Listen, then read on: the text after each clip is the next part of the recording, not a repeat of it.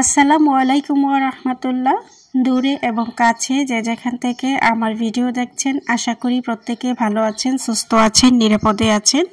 প্রতিদিনের মতো আমি রান্নার রানী নতুন আরও একটি রেসিপি নিয়ে আপনাদের মাঝে চলে আসলাম। পুরো ভিডিওটা স্কিপ না করে দেখতে থাকুন।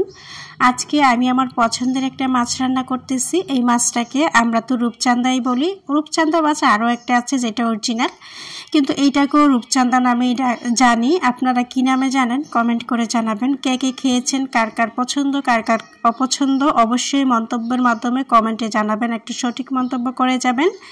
মাছটাকে আমি ভালোভাবে কেটে ক্লিন করে নিয়েছি। এখান থেকে সবগুলো মাছ রান্না করব না, কয়েক পিস মাছ রান্না করব। তো কয়েক পিস মাছ যেহেতু রান্না করব, তাই আমি এগুলাকে গরম পানি দিয়ে লবণ দিয়ে 2 থেকে 3 বার ভালো করে ধুয়ে নিয়েছি। যে কোনো মাছ লবণ এবং গরম পানিতে ধুয়ে নিলে এটা যে একটা কাঁচটা গন্ধ আছে ওইটা থাকে না। তো এখন লবণ, হলুদ, মরিচ, অল্প পরিমাণে তেল দিয়ে আমি মাছগুলাকে হাতে মেখে ম্যারিনেট করে রাখছি। তারপর আমি চলে আসলাম চুলার পাড়ে এসে প্যান বসিয়ে দিলাম। তারপর দিয়ে দিলাম রান্নার রেগুলার তেল দিয়ে এখন তেলটা গরম করে মাছগুলোকে দিয়ে এপিট উপিট উল্টিয়ে ভালোভাবে লাল লাল করে ভেজে নেব।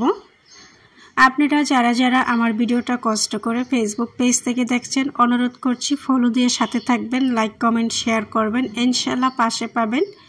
ভিডিওটা যদি দেখেই ফেলেন তাহলে কিন্তু অবশ্যই একটা কমেন্ট করে যাবেন, তাহলে কিন্তু আমি আপনার বাড়ি থেকে ঘুরে আসতে পারবো। আর যারা যারা ইউটিউব থেকে দেখছেন, অনুরোধ করছি চ্যানেলটাকে সাবস্ক্রাইব করে দেবেন। এখন মাছগুলো ভাজা হয়ে গিয়েছে, মাছগুলো উঠিয়ে নিয়েছি। মাছ ভাজার যে তেল, ওই তেলটা অন্য একটা প্যানে দিয়ে পেঁয়াজ কুচি, সামান্য রসুন কুচি দিয়ে আমি লাল লাল করে ভেজে নিচ্ছি। যখনই আমি মাছ ভুনা করি আমি কিন্তু পেঁয়াজটা ভালো করে লাল লাল করে ভেজে নেই, এতে মাছ ভুনার টেস্টটা অনেক বেশি বেড়ে যায়। পেঁয়াজ লাল লাল করে ভাজা হয়ে গেলে 1 চামচ হলুদের গুঁড়া, 1 চামচ ধনিয়া গুঁড়া, 2 চামচ লাল মরিচের গুঁড়া আর 1 চিমটি পরিমাণে দিয়েছি জিরা গুঁড়া দিয়ে মশলাটাকে অল্প একটু ভেজে নিয়েছি কয়েক সেকেন্ডের মতো, তা না হলে আবার পুড়ে যাবে। তারপর দিয়ে দিলাম পরিমাণ মতো গ্রেভি দিয়ে এখন মাছগুলোকে এক এক করে দিয়ে দিচ্ছি।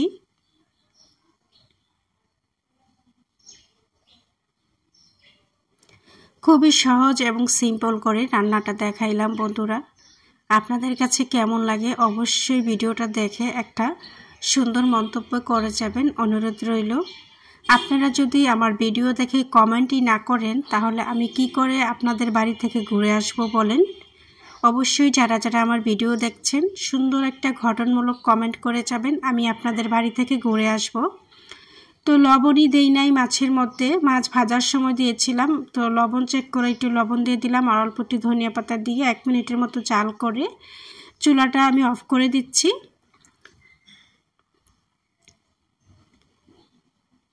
কত সহজ এবং সিম্পল করে আমি মাছটা ভুনা করলাম। আর দেখুন বন্ধুরা, মাছের কালারটা কত সুন্দর এসেছে।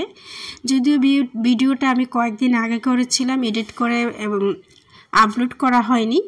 এখন দেখে তো মনে হচ্ছে যে এই মাছ ভুনাটা হলে পেট ভরে ভাত খাওয়া যেত। তবে একটা কথা বলছি, এখন বর্তমানে আমি ডায়েটে আছি, এই খাবার দেখে কিন্তু লোভ লেগে গেছে, তারপরে নিজেকে সামলিয়ে নিচ্ছি। যাই হোক, আপনাদের কাছে কেমন লাগলো অবশ্যই কমেন্ট করে জানাবেন। আমি পরিবেশন করে নিয়েছি, আর পরিবেশন করার পর দেখুন বন্ধুরা কত সুন্দর কালার এসেছে এবং ফাইনাল লুক দেখে তো আমার আবার খেতে ইচ্ছা করতেছে। যাই হোক, আল্লাহ হাফেজ।